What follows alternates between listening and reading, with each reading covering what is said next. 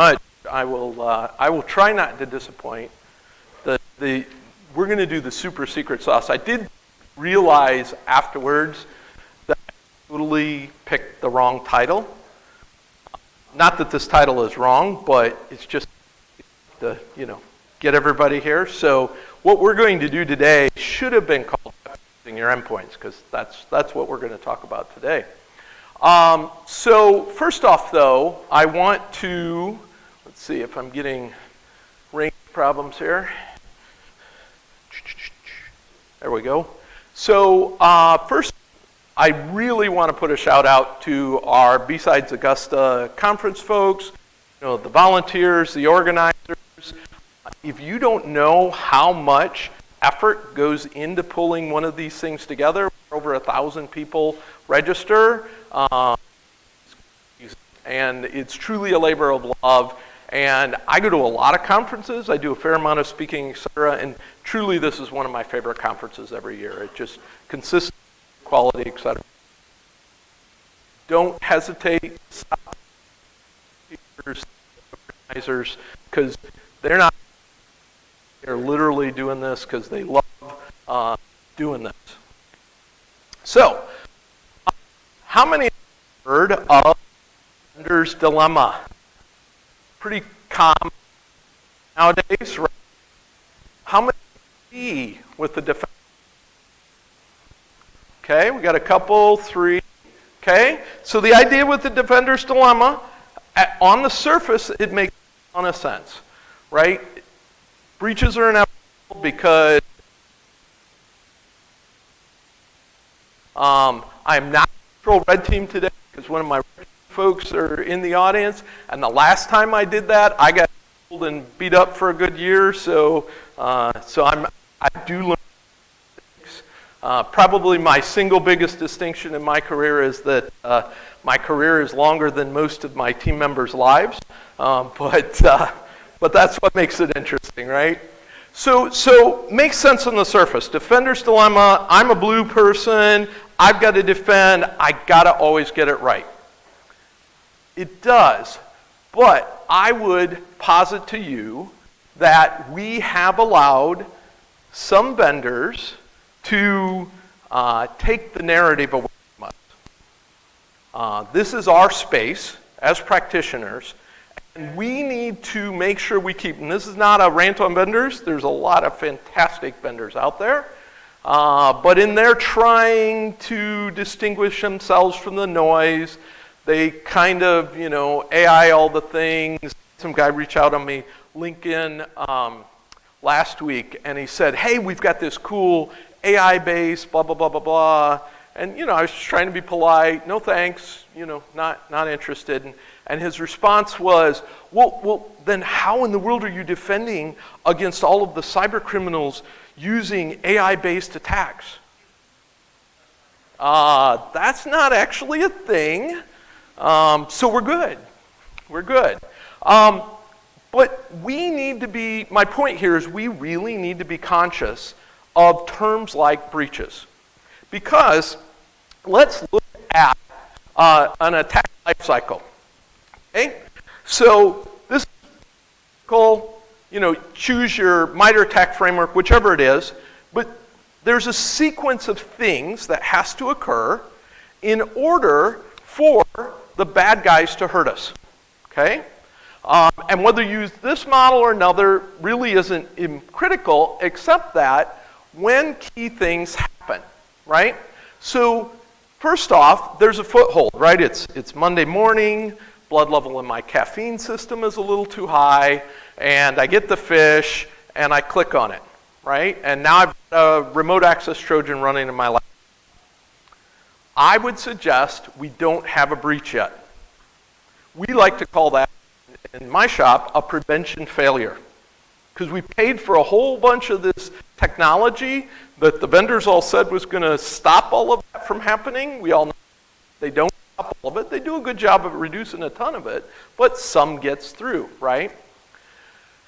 I would suggest that the foothold, right, that initial access, because it's not good, don't get me wrong. I'm not saying that we should be cool about the prevention failure. But we think about that rat. That rat is just a tool being used by an adversary who has a goal. I would suggest the breach occurs when they complete their goal, right? So the breach doesn't happen until maybe they want to encrypt my hard drive so they can get a ransom. Maybe they want to steal credit cards, intellectual, whatever their objective is. I would suggest that we need to be thinking about, because if we do it in this, then what that leaves us is this really interesting speed window where we as blue team members have an opportunity to prevent a breach. Prevent prevention failures, but we can, I would suggest, prevent. So then, if you start taking that to the next level, I want to give a shout out to Matt Swan. He was the person I publicly heard use this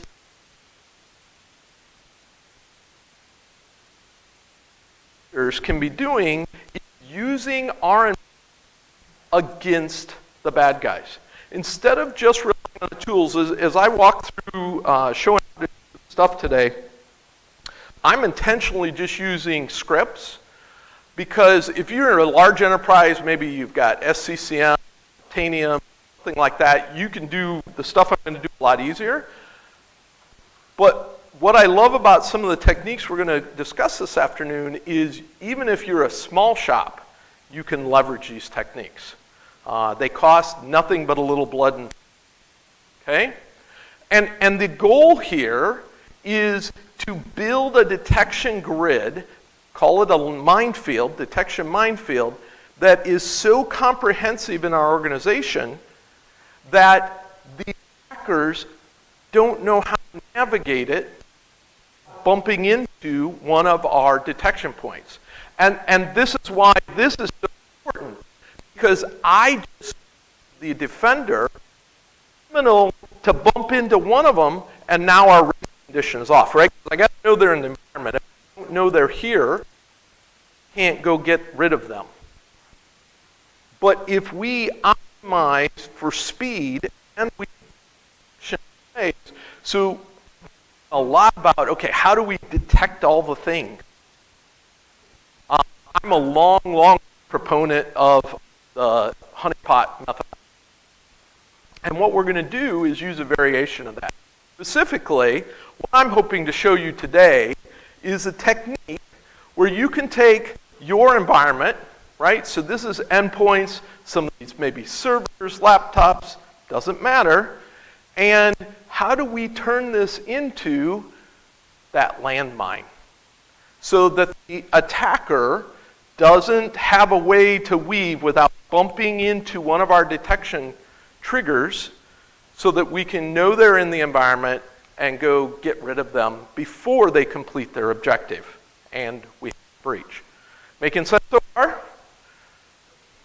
Everybody's asleep after lunch? It's all good.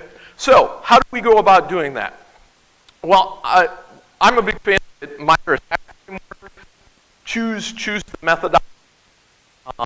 They're just really, a lot of folks do a really good framework, really focus on how do we capture. And if you heard Dave Kennedy's talk this morning, this will be especially relevant. Dave was, because he and I didn't chat about this, but what we're talking about here today is basically focusing on behavior-based detection, not based detection. Comments from this morning, signature-based detection is very, brittle is the term I would use. It's really good for detecting what it knows about, but a little bit of change and it's lost everything, right? So in particular, we know that the attackers are going to need to escalate privileges, unless their only thing they want to do is encrypt that they're on. They're going to need to get some sort of creds to spread from box to box, lateral movement, or simply, network. They've got to have some way of communicating in the systems within an environment It's very, very few attacks where they don't need some sort of administrative credentials, right, so that they can access all the things. So let's focus on that need, okay? And if you dive into the attack framework, in particular, here's a snippet in the MITRE attack framework that is a common goal of the adversaries in their attack. And that's to obtain credentials, right? They get them from local caches, all sorts of places, right? And again, this is just a snippet. Hopefully you're familiar with the attack framework. If you're not, go out to that URL and read up on it. A lot of good work out there. All right, so we know the bad guys want this stuff, so how do we give it to them? Well, what I propose is that you consider using those as lures. If we know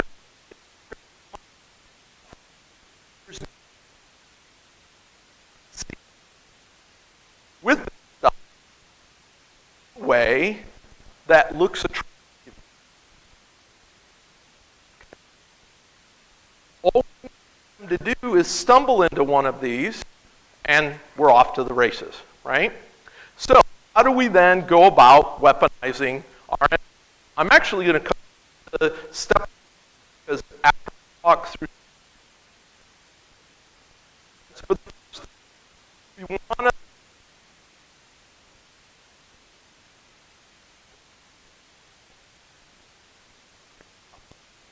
might get the simple, but the ones that are going to hurt us.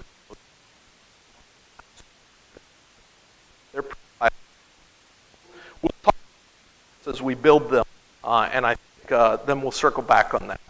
Then the second step is create a lure name. So I'm going to walk through all of this and here, but we're going to create a bunch, and you probably want to think, unless you're a really small shop, you probably want to think about multiples of these, okay?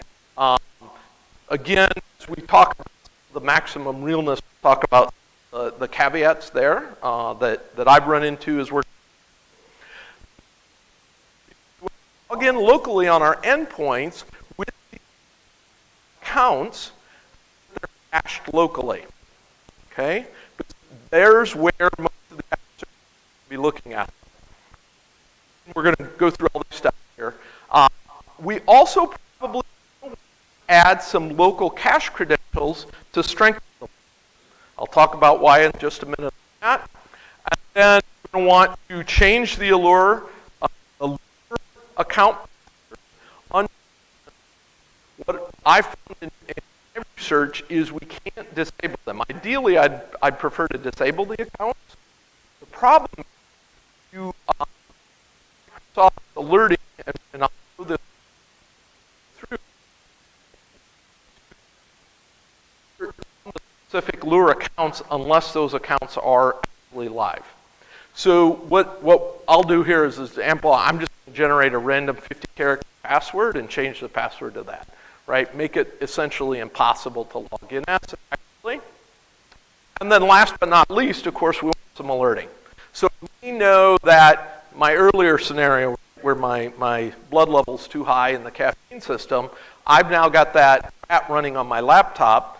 The adversary dumps out, runs Mimikatz or whatever, use your credential dumper of choice, and some of the local cache credentials.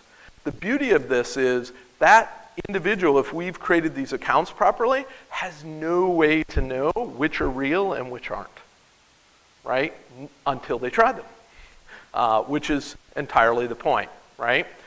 So we'll put the alert, and then this bad guy fall for fully, and bada bing, bada boom. So we'll have some background on how Windows authentication works, okay? Particularly relevant, a lot of people aren't aware, Microsoft made some very significant changes, especially with Windows Vista. We beat poor Microsoft up a bunch of years, adversaries beat us up for a bunch of years because originally, prior to Windows Vista, the locally cached credentials, so everybody gets locally cached credentials or so. I log into my laptop at work, I've got access, my computer has access to the domain controller, I can authenticate, great. I take my laptop home, I can't connect to my domain controller, or more correctly, my computer can't connect to the domain controller.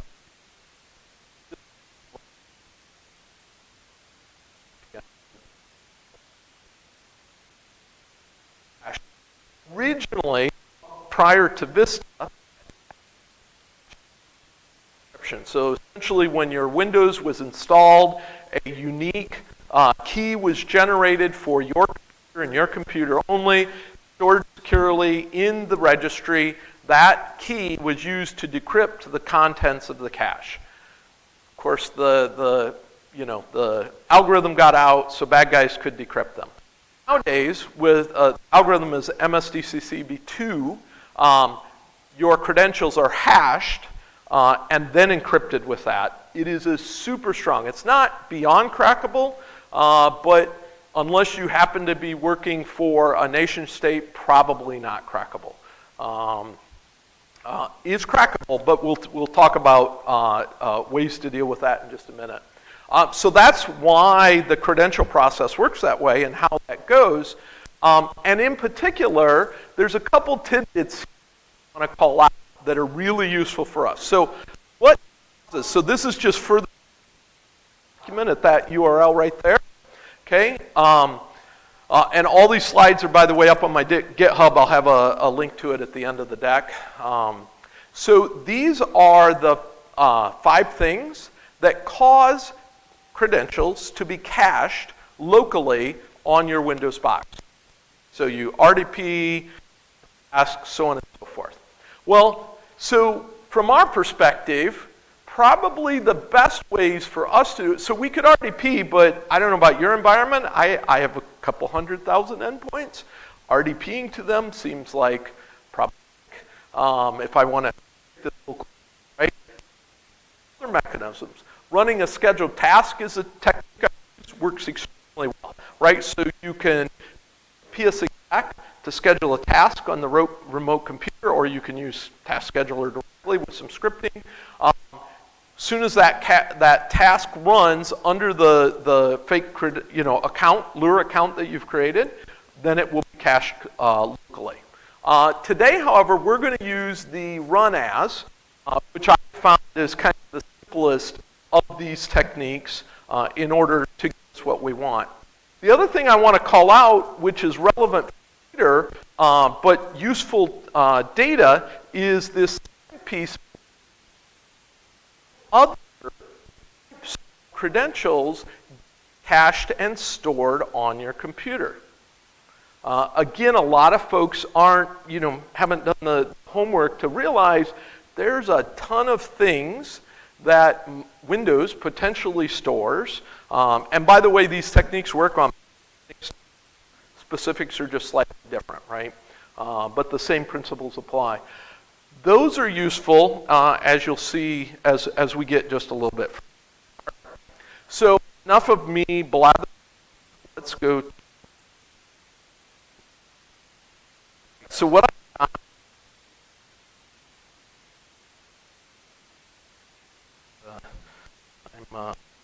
run a live because a lot of information. I want to be able to easily explain. So I'm running a Windows 2006 server and a Windows 10 server VM. Windows 10 workstation VM. Sorry. Wow. Brain blank there. Now, so for full disclosure, I have fully turned off Windows Defender and stuff because I'm going to use Mimikatz and some tools like that. If you can go to Dave, know that using those tools and tracking them past the protections is just a foregone conclusion, unfortunately. It's further tempting the demo guide. I turned it off, but I want you to know that I'm kind of cheating a little bit. So let's start with our Windows 10 computer. As you can see, I've logged in here. Let's add another user to the cache. So Doug works with me, I'm going to pretend, and so we'll sign Mr. Burke in, and he has secure 2018. All right, we've signed Doug in. Now I did that because what you're seeing is because I've done a local login, Windows is setting up a. And in my research, I did a lot of approaches to this where one of the things I did was I went in and I just added directly to the registry the cache credentials. And that works. The problem is, I realized as I was working through this, is it doesn't create all of the Windows artifacts that are created when you log in locally to a host. And so we could do that. The artifacts are fairly straightforward, but there's north of 100 of them, okay? And I don't know about you, but I'm a fan of taking the simplest expedient route.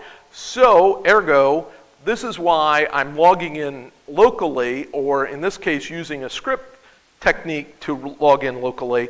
And that way we let Windows create all of those artifacts. Because again, remember, we're going for maximum realism.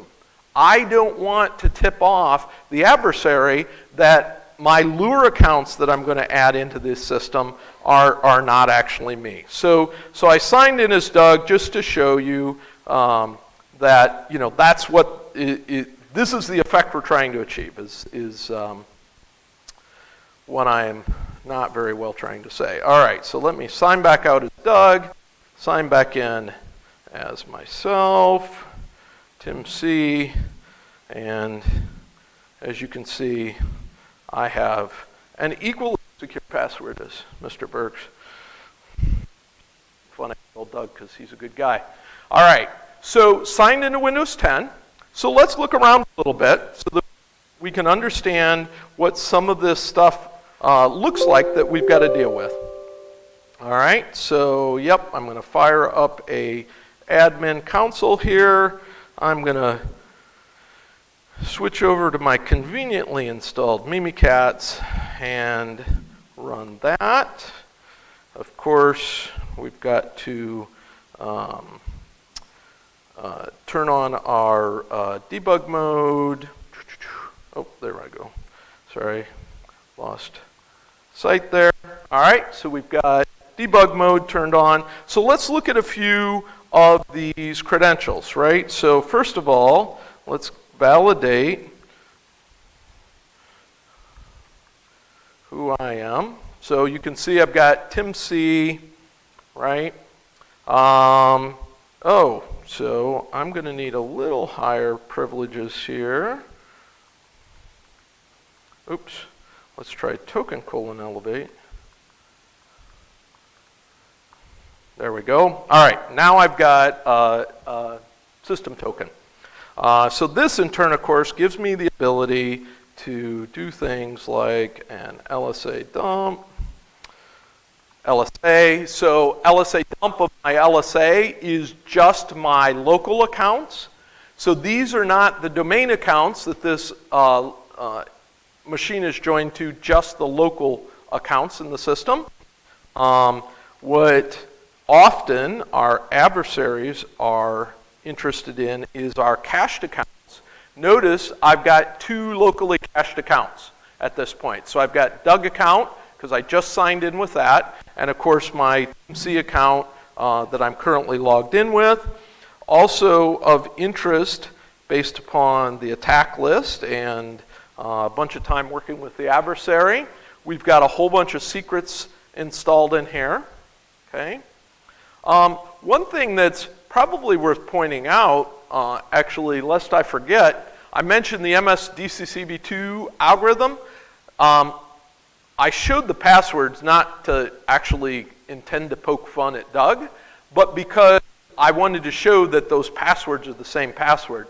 Notice that the MS-CacheV2 stored credentials are completely different, and that's because of the hashing that's taking place, even though the hash is encrypted with the same local system key. Okay, and hence why they're more difficult to crack at this point. So then,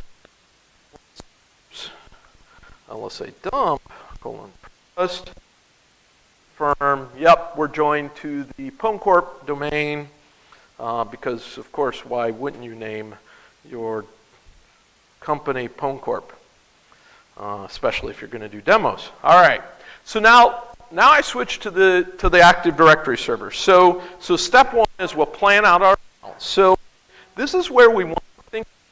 What are the domain accounts that are typically leveraged by adversaries? A lot of times, things like your desktop administrator group, right? So I'm a user, I call in, my printer's not working, I need some help.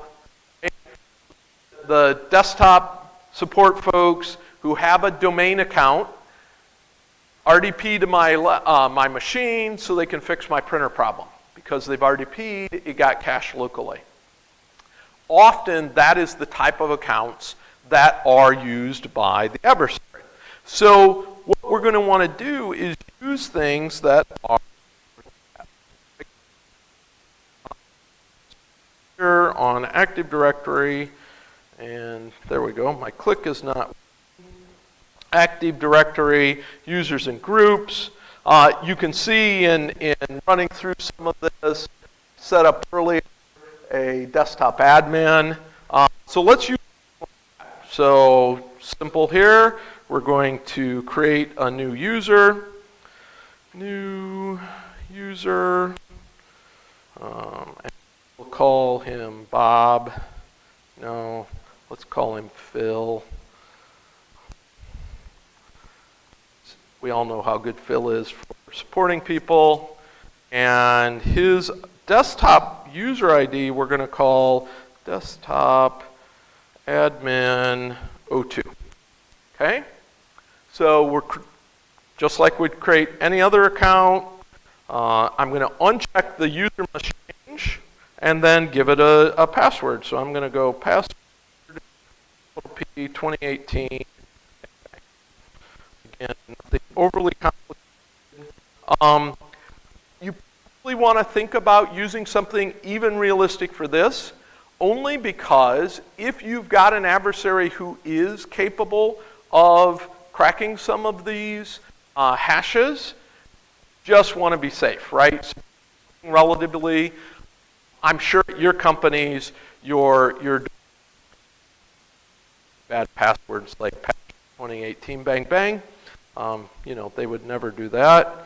Oh, I've already got a Phil in my domain, so we will. This is Phil's brother Bob. There we go.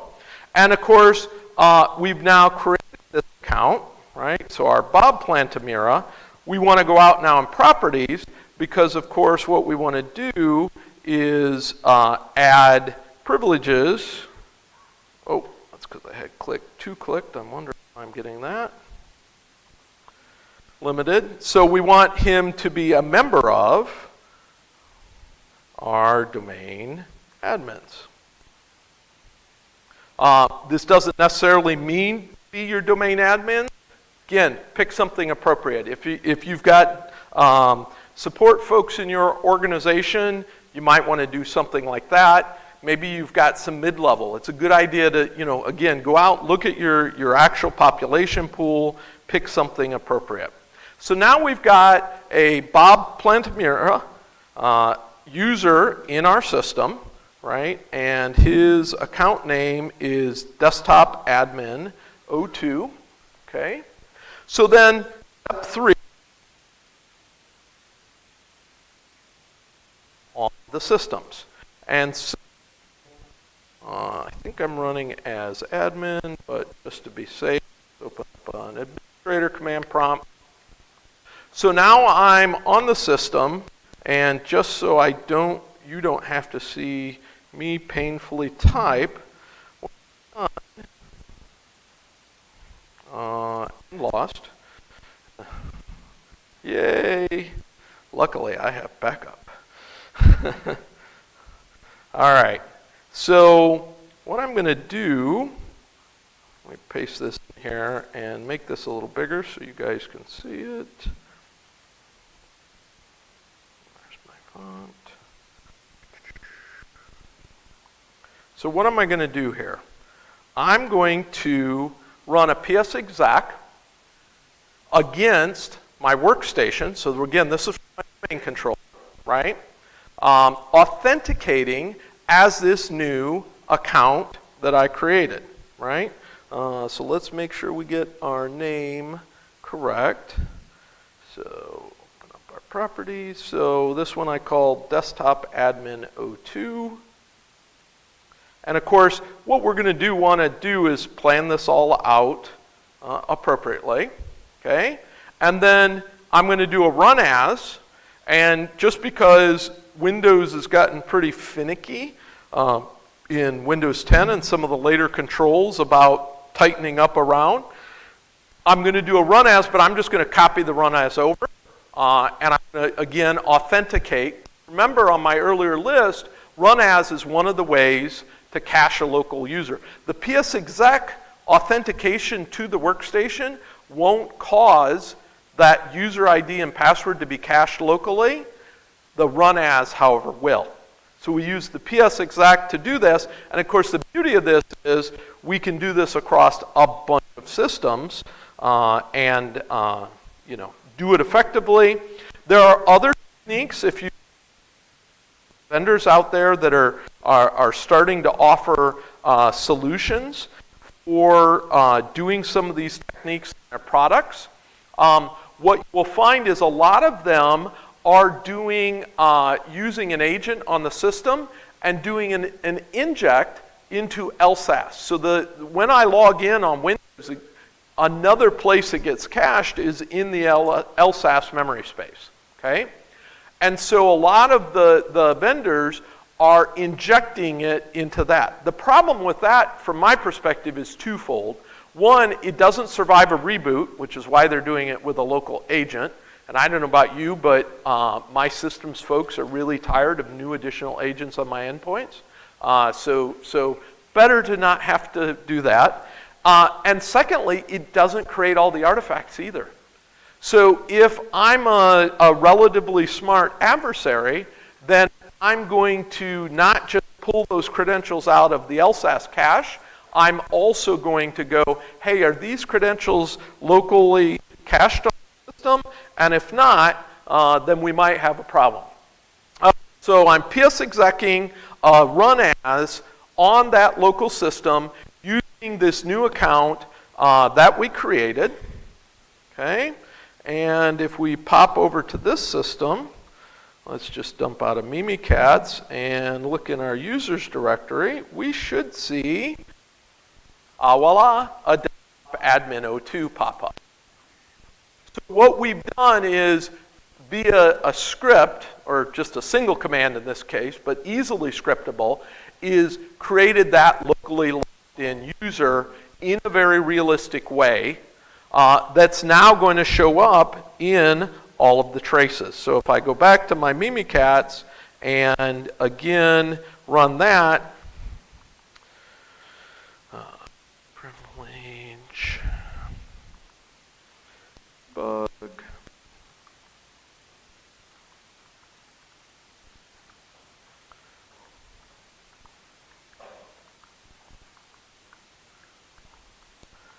dump my cache. Notice I have a desktop admin 02. And in case you're wondering what this NL $1, NL $2 is, well, that's actually a reference to the local cache. So let me open up another command prompt here a second. This time I'm going to do a PSExec SID, -D. Am I supposed to be giving giveaways away? All right. So, oh, perfect. So, as giveaway number 1, who can tell me why I just did a PSExec to run command.exe on my local host? Nope. Good thought. Good thought. It does, but it closes right back out.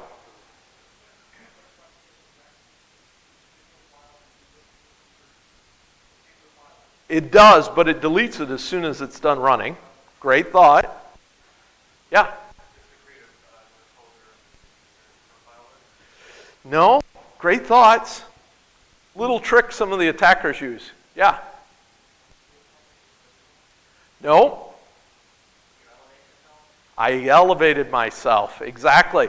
What this did was this new command prompt is now running as system, not as my admin account. So this is just a little trick to run as system. I need that because the portions of the registry that I want to look at can't be seen, and my eyesight's not really good.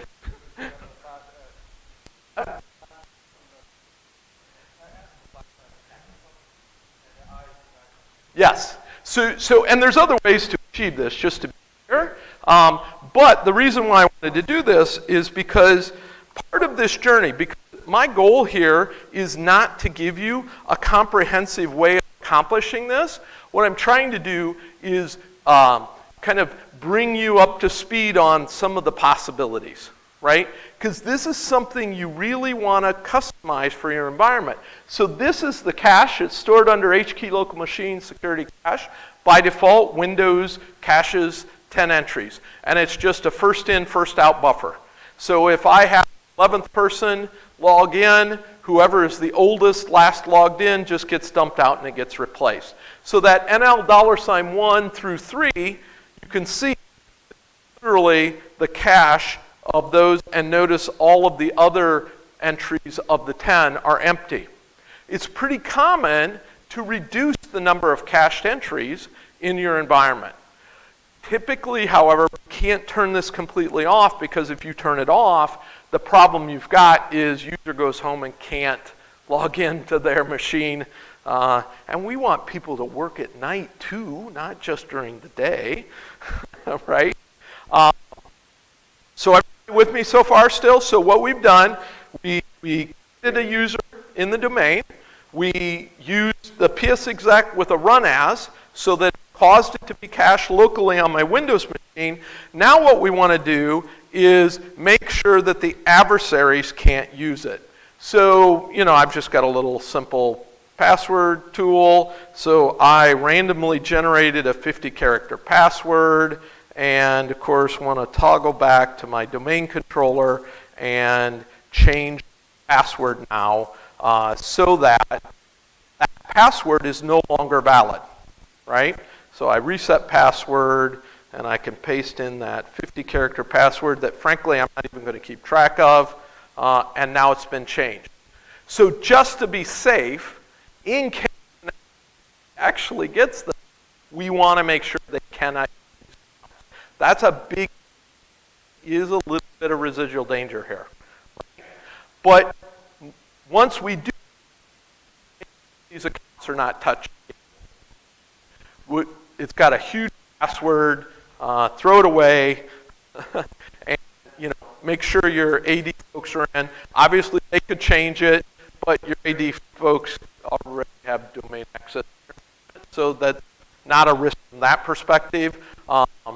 In my opinion, this pretty effectively mitigates this, but again, buyer beware.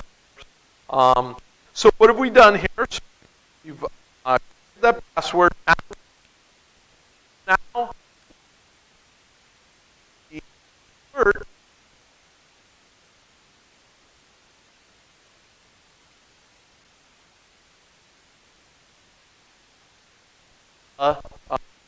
finding it, because what happens is if I'm going to get a login failure, an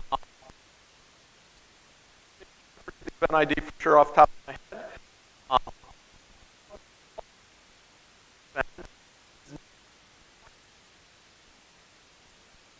The account fails to log in. Only if it's successful does it record user ID in the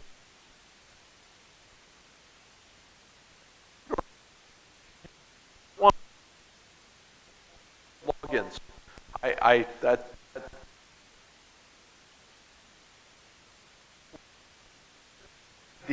that works extremely well. So what we're going to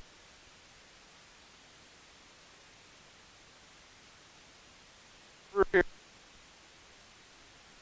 So if I pull up Event Viewer, actually you'll see a bunch of the different IDs I've tried over time trying to figure out. So 4624 is the event I was trying to think of earlier. Again, a failed log on if a use it. But then I found 4771. 4771 event ID triggers when there's a Kerberos failed pre-auth. Okay? So under the hood, right, Active Directory is using modified version, Microsoft enhanced version of Kerberos, right, for compatibility reasons, a bunch of other stuff. Let me refresh. Okay? So we've now changed that password. So bad guys, oh, and I skipped a step. I'll come back to it though. So guys now dump credential, right? So they want to try that.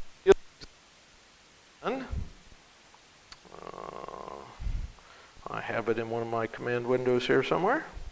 Okay, so there's my PSExec, and I'm going to take off the run as. I'm just going to try and authenticate and attempt to execute CMD -cdir.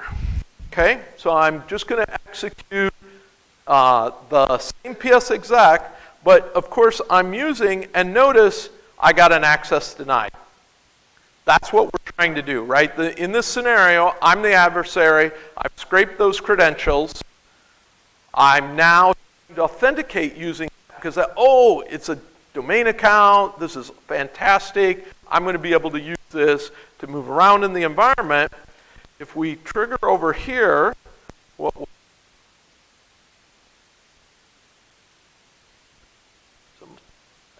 click today. Notice Phone Corp Desktop Admin 02. Said this is a failure on a pre-auth Kerberos login event. So this allows us, if we set up alerting for 4761 on just our lure IDs, we have a mechanism that will alert with fidelity if somebody tries to lure IDs. We could have 50 IDs, we could have 100 lure IDs, whatever it is. We spread this through the environment. We've got a mechanism for looking for behavior of someone trying to use our creds against us. Now, there's one thing I inadvertently skipped, and actually, I'll turn this to the question quick. Does anybody know command line way add secrets to the local Windows secrets key? There's a command line tool. Anybody know what that is? I'm asking some fairly obscure questions, so we'll ask something else. Any guesses? Good try. Not cert. Good thought, though. Close. Add is a command line parameter for it. No, not regadd. Again, another really good thought. So there's this cool command called command key, CMD key. Ships with every version of Windows, right? And so what I can do is, in this time, I'm just going to add a pop account, right? So again, in this case, ours is called Desktop Admin 02.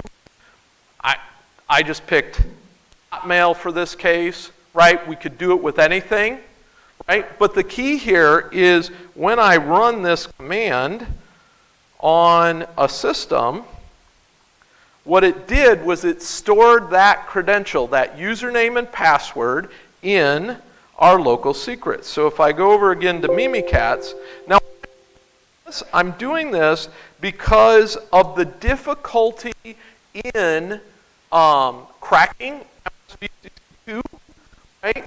What I'm doing is giving them another option to, we want to make the Lure account active. So we don't want to make it so difficult for them to crack that they don't end up using it. And so again, I'm going to move quickly here. So I want to get back to the other part, token elevate.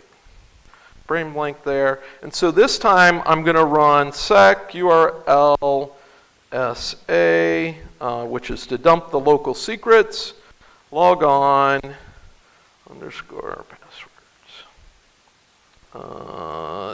No, underscore and an S. Come on, arrow key. You can do it. There we go. All right, so that scrolled way down. There it is, right in front of me.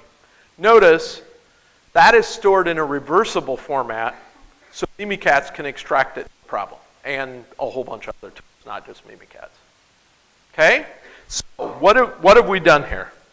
All right, let's go back to the regularly scheduled programming here. So again, my goal is to weaponize the endpoints. I mentioned earlier, I've come back a little more detail in the plan out lures. See why some of these suggestions are so important, right? We really want to make this realistic. The better you are at making this look like your real IDs, the more likely you are to lure them into tracking, right? We also don't want to put this on all of our endpoints unless you're a really big organization. Think about having a handful of those. Maybe you do it by, maybe you do it a bunch of different ways. How organization really works, because the beauty of this approach is it's something that even your really, really skilled folks, hypothetically Dave's crew, might be apt to trip over. Does that make sense? Because remember, they don't have a way of knowing whether this ID is real unless you make it too obvious. All they can do is try it. They just know it's a locally cached ID. Until they attempt to leverage the ID, they have no way of determining whether it's any good or not, right? Point 3, of course, is the local secrets, again, just to make the bar slightly lower. And then, of course, the other steps we did is we created the domain fake account. We logged in locally using the psexec of the run as. Again, lots of ways of doing this, especially if you're a large organization. I would highly suggest something like an SCCM job, or if you're a shop, do that. We then added some local, although I did it out of order, and then, of course, we went for alerting. So there's a few things that we want to keep in mind, though, in terms of challenges. I mentioned this in passing earlier. If you disable the account, you disable the ability, or at least to what I found, if you find a way to be able to disable it and still alert on that individual ID, please tweet me or email me or something, because I'd love to know it, because I have not yet found it, okay? So that's a problem. Because the failure occurs, so the Kerberos auth event is only on your domain controllers. So it's important to understand, your detection won't fire until they attempt to use it. Does that make sense? So you aren't right in there, but you got to be ready to run quick when that happens. And depending on your environment, making it realistic could be problematic, right? Think about the pattern. Luckily, most organizations have pretty typical naming conventions and things like that for IDs, which help with all of this for us, right? All right, so those are some of the challenges. In terms of next steps, this is scratching the surface, right? again, if you look at the attack, and the things the adversaries are tending to do, going and looking at our GitHubs to see if we've got hard-coded passwords. They're looking on our wikis. They look.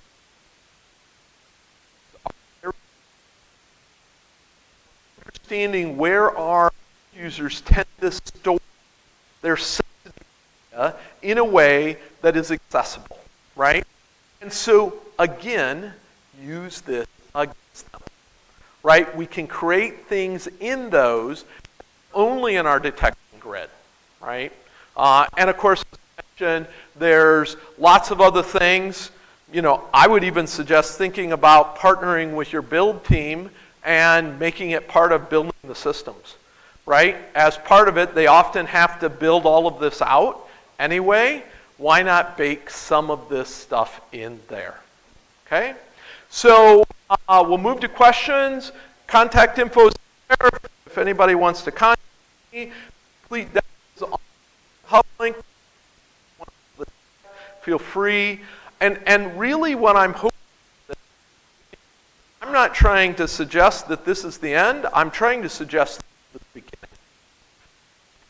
Opportunity, I believe, as defenders, to leverage our systems against the adversaries in many, many ways that, like in this case, cost us nothing, right? We're leveraging infrastructure we already own and have paid for, and doing it in a way that makes it really difficult for the adversaries to know. And if they bump into one of those, again, we're off to the races. We potentially prevent breaches. So, questions?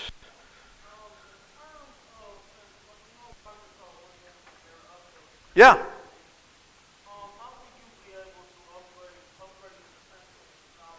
Yeah.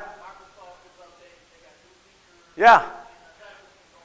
So anything short of a rebuild or users for this particular mechanism, anything short of a complete system rebuild, the cached credentials stay local. So updates and all of that don't affect any of this, which is, oh, did I misunderstand your question?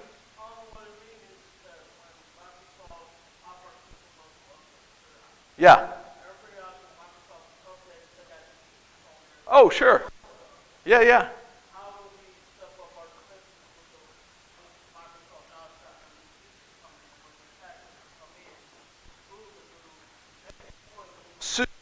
So that's so her question was, given new capabilities, right? Well, Dave's talk this morning, right, in his keynote, he was talking about some of the new approaches for getting into our system. I would suggest that if an attacker can leverage it, then we as defenders can think of ways to use it against them, right? The beauty of this is this is not dependent technique of the attackers. It's dependent upon of the attackers. So literally what Dave was talking about this morning, right, is a lot of our detection is, right, they obfuscate it a little bit and our detection doesn't work. What we're doing is we're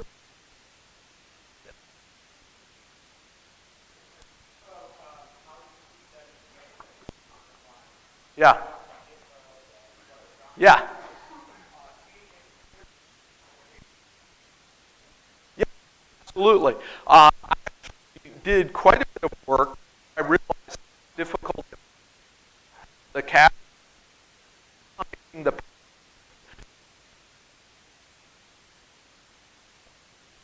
add something that we can change. So I actually did a bunch of work. Logs are notoriously problematic, shall we say. Use the password try as potentially an indicator of where they're coming from. I absolutely think that's the case. Just is, keep track of your lures. So in that case, maybe deploy different lures to different locations, right? You can correlate the events with the failed login to get the host name. It's just not in the 4771. Yeah.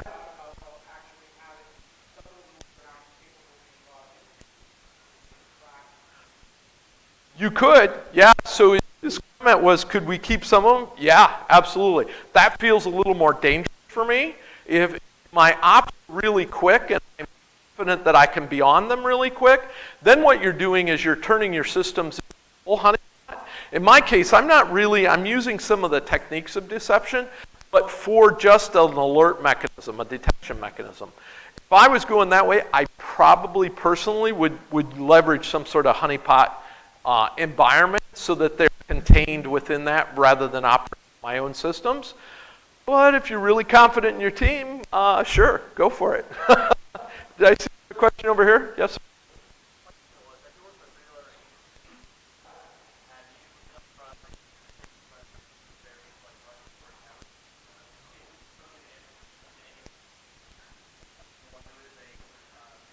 Yeah.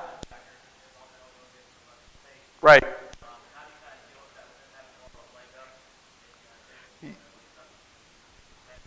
Yeah, so I think that becomes secondary in this case, right? Again, what I'm really trying to suggest here is that we attack the behaviors. So even if it's Russia, right, in those scenarios, Russia has specific playbooks.